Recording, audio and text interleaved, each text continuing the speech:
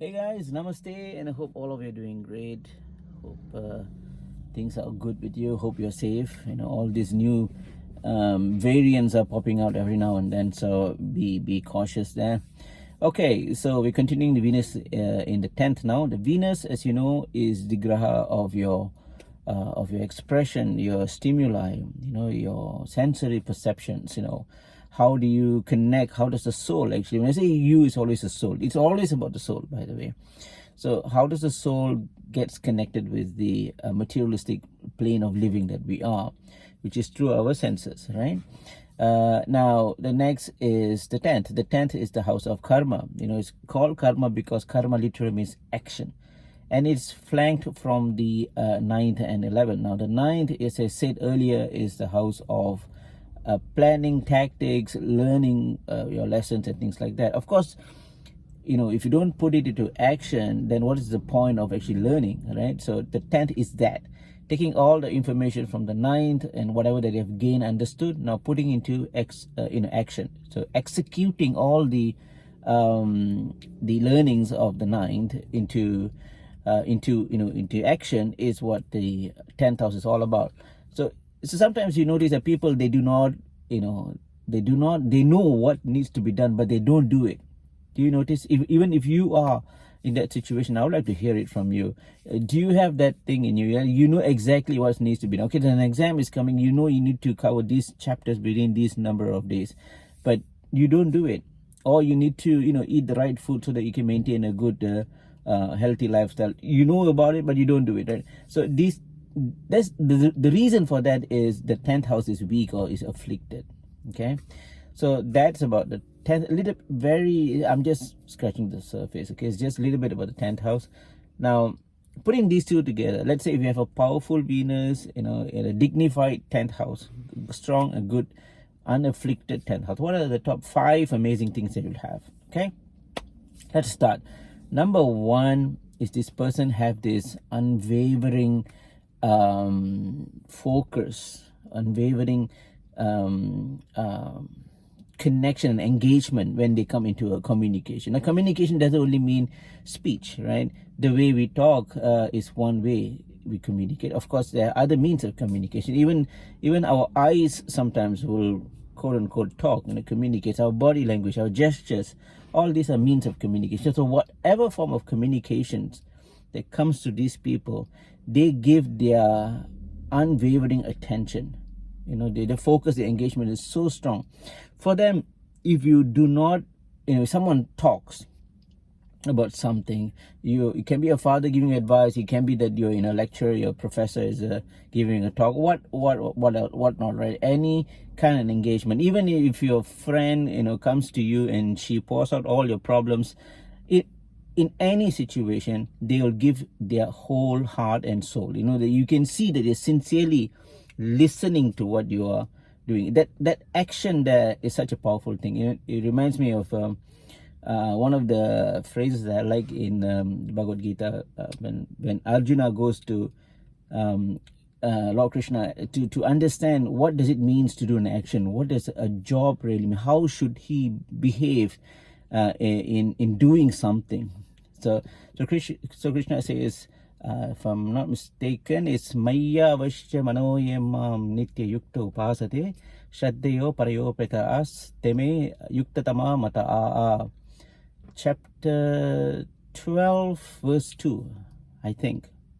Okay, I'm not exactly sure, but let me check and then I'll put it in the comments below. Okay, but what that means, that shloka means, is that whatever that you do, okay, if you have God, okay, I'm quoting Sri Krishna here, and he says that if you put all your efforts, your endeavors, you put me, of course, not me, Lord Krishna, in as a focal point, then that job will be in a sanctified atmosphere, right?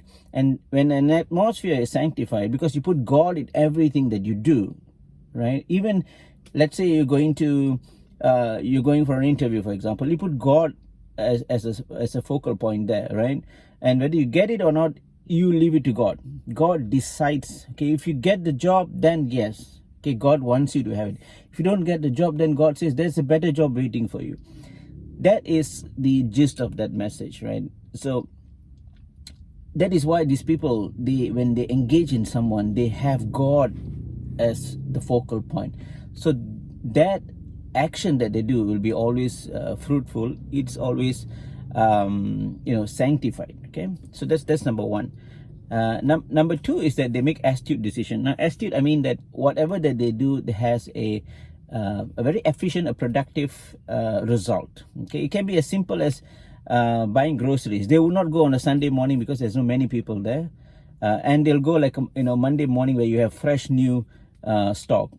It's just an example, right? But anything that you has sort of a plan, and that action that they take is astute action. The action is right on the time, right on the place, right on circumstances and all that. Okay.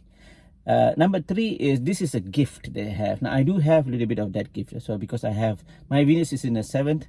My Venus is strong, and it's in the 7th, and it's got a strong drishti to the 10th. Okay, so I do have this quality, the quality of healing people. Okay, don't ask me how it works. I don't know. Even since young, when my mom, she has headaches, when I massage her head, immediately she feels calm and serene, and she likes it, right? And as I grow older, I notice that when I touch people, I can connect with them in a form that like empath, right? They can connect to people's emotion and feeling by just looking at them. For me, when I touch someone, I feel, okay, what are the problems they have, inherent health related problems. I don't know how, but it happens. Okay, and people who have this Venus and 10 have that quality as well. They can heal by touch, and sometimes by even looking at someone, you will know, okay, these are the health related issues that these people may face. Okay, this is more of I think the level of sincerity. Okay, the level of sincerity that you want to help someone, and because of that, you create this kind of a power, I think. Okay, all right. Number 4 is they are good in picking their friend. They know what sort of, this famous quote that goes, you are the books that you read and the friends that you have, right? So it's like that. They know how to choose their friends. So they know how to be in an associative position for their improvement in life. They don't simply become choose friends because they need to. There's no peer pressure, nothing. Even at college or universities or at work, they are smart enough to know, okay, these are the people that I should be engaging more, calling them as friends. Not like having 5,000 friends in Facebook. That's a different thing. This is like true friends, and this creates a great supportive success for you, because when you have the right friends, then you are progressing every day, because they will act as a guide, as a reference. They will tell you, oh, okay, this is wrong, this is right. They'll be straight in your face. They will not hide things from you. So having the right good friends is choosing the right friends is one of the qualities, the action when you have Venus in the 10th. Okay, last but certainly not the least is their feeling, their heart and their soul goes to the victims. Any kind of victim. It can be it can be like child labor, people who are really suffering, kids who are supposed to be playing but working in phone companies, wearing gas masks and all that, teenage pregnancies, even genocide, mass killing, and all these things they'll melt when they see these things going on. When they see people are doing something based on their unfairness, based on their innocence, then they are a victim. Okay, and they cannot tolerate that. They will do anything and everything, this Venus and 10 people. All right, now if you have this, please let me know. Okay, I really like to, because I have it too, because since I have an association on the 10th as well for Venus, and that is why, because in the stories itself, Venus was a victim, right? And if you don't know that, I would suggest that you go and do some look up on why Venus, Shukra Bhagavan, was actually a victim. Okay, if you go through his mythology, you'll understand more. But yes, those are the top 5 amazing things that you'd have when Venus is well positioned in the 10th house. So please give me your comments, talk to me, connect with me, engage with me, and we can understand more about it. Okay, so